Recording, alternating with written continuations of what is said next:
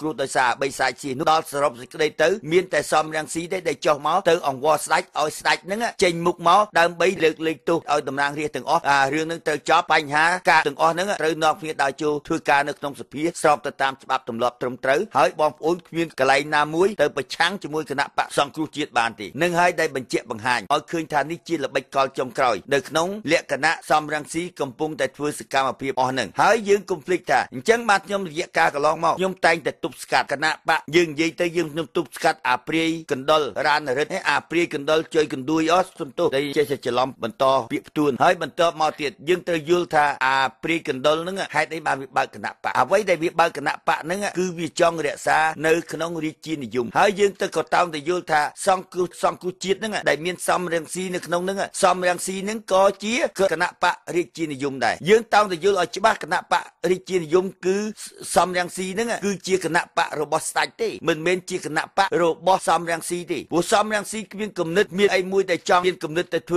ើបាតកៈទៅធ្វើបកទេដែលនេះជាជំរុញរបស់អាបីសាច់ស៊ីនុដើម្បីឲ្យសំរងស៊ីបើកគណៈបកហ្នឹងហើយបន្ទាប់មកទៀតគេត្រូវតែរក្សានៅក្នុងរបបរាជានិយមហើយបើប្រទេសយើងនៅតែរក្សារបបរាជានិយមកន្លែងហ្នឹងទឹកដីយើងមិនអាចនឹងរំដោះចេញពីកណ្ដាប់ដៃនៃយួនបានទេពីព្រោះពួកអារាជានិយមតែងតែធ្វើការរាំងស្ទះបង្អាក់សកម្មភាពមិនឲ្យយើងតវ៉ាតដៃជាមួយនឹងពួកអាកម្ពុជាចោកបត់ជាតិបីសាច់បនកំពើទេហើយវាជំរុញជាតិយើងមិនឲ្យនាំគ្នាធ្វើបាតកម្មវាបង្អាក់សកម្មភាពគ្រប់បំណែកទាំងអស់អ្វីដែលយើងតបតទៅលើគណៈបកប្រជាជនហ្នឹងវាបង្អាក់សកម្មភាពមិនឲ្យយើងតបតដូច្នេះឲ្យតែយើងហ្នឹងសម្របសម្រួលដើម្បីបញ្ចប់បញ្ហាអានឹងហើយនៅក្នុងលក្ខណៈពួកអារាជានិយមអ្វីដែលបងប្អូនបានងើបឡើងធ្វើបាតកម្មងើបឡើងដើម្បីជាឆន្ទៈធម្មជាតិបងប្អូនមើលឃើញថាពួកវាខ្លាចយើងទេវាខ្លាចយើងវាអត់ទានតបតមួយយើងទេក៏ប៉ុន្តែអ្វីដែលជាភាពបន្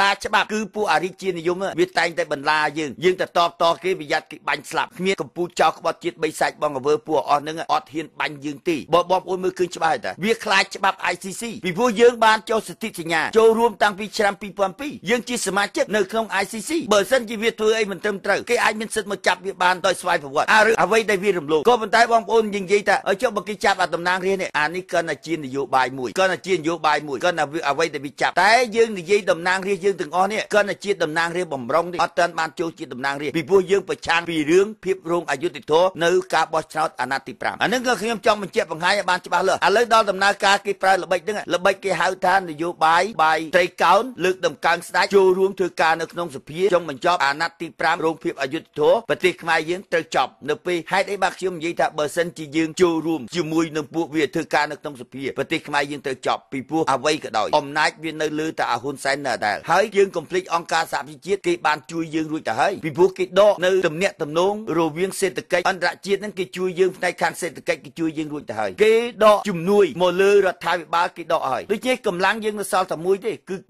កម្លាំងធម្មជាតិបាតកម្មរំដោះជាតិហើយបើបងប្អូននៅតែខ្លាចបងប្អូនគុំសង្ឃឹមតែរំដោះទឹកដីបានអត់សោះនឹងយើងទៅចប់ហើយអាដំណាក់កាលឥឡូវនេះឥឡូវដល់មួយឆ្នាំយើងទៅចប់ហើយព្រោះយើងអត់ងើបឡើងធ្វើបាតកម្មអត់មានងើបឡើងធ្វើអីទាំងអស់ដើម្បីរំដោះទឹកដីយើងអត់ទេយើងគិតតែតិចទៅធ្វើបាតកម្មនេះតិចទៅនោះតិចដើម្បីបង្កតែបញ្ហាបើយើងចង់រំដោះទឹកដីយើងអត់មានទៅធ្វើអារបៀបចងៀងចងាងអស់នឹងទេត្រូវងើបឡើងទូទាំងប្រទេសជំរុញរដ្ឋាភិបាលត្រូវតែចុះចេញពីតំណែងនេះជាទូនាទីដែលយើងត្រូវធ្វើតែបងប្អូនមិនបានគិតដល់ចំណុចហ្នឹងទេធ្វើទៅតាមបន្តិចទៅធ្វើបាតកម្មដើរមើលព្រំដែនបន្តិចទៅកកោកាយទៅហើយបន្តិចទៀតទៅធ្វើអាបាតកម្មមកទីលានវិជាធិបតេយ្យទៅធ្វើឲ្យតែចងៀងចងាងនៅក្នុងសង្គមហើយបន្ទាប់មកទៀតនាំគ្នាទៅធ្វើបាតកម្មពីរឿងយួនឲ្យយួននឹងសុំទោសយើងសុំសួរថាយួនវាហ៊ាននិយាយដាក់នៅចំពីមុខយើងហើយសួរថាវាភ្លើទេវាមកសុំទោសយើងទេយើងទៅយល់ពីខ្លួនឯងបើយើងមិនខ្លាំងវាទៅយកដល់ពេញទៀតកុំឲ្យត្រឹមតែសុំទោសរឿងអីបើយើងឲ្យគេសុំទោសបានន័យថាទឹកដីនឹងគឺជាទឹកដីរបស់យើងតែទឹកដីរបស់យើងតើយើងទៅធ្វើយ៉ាងម៉េចយើងមិនមែនឲ្យគេសុំទោសទេយើងត្រូវទាមទារយកទឹកដីយើងមកវិញនេះជាទូនាទីដែលយើងត្រូវធ្វើអញ្ចឹងមិនមែនធ្វើបាតកម្មសុំទោសទេគឺបាតកម្មទាមទារយកទឹកដីយើងឡើងវិញទាមទារយកកោះត្រល់ទាមទារយកកម្ពុជាក្រោមតែទន្ទឹមនឹង